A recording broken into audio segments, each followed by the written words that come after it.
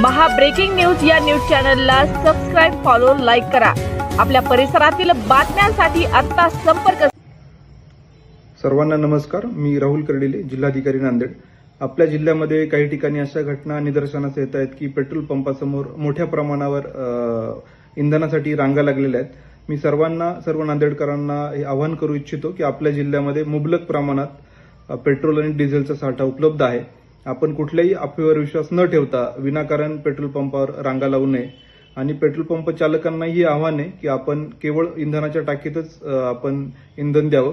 कुठल्याही पद्धतीने खुली विक्री या पेट्रोलची आणि डिझेलची होणार नाही याची आपण दक्षता घ्यावी, अन्यथा असं करणं दंडनीय अपराध असेल. आणि मी नागरिकांनाही आवाहन करतो की आपण कृपया कुठल्याही अफवांवर विश्वास न ठेवता विनाकारण अशा गर्दी करणे किंवा याच्या मोठ्या रांगा लावणे यामुळे विनाकारण पॅनिक तयार होईल. तर हे परत एकदा मी सर्वांना आवाहन करत आहे. धन्यवाद.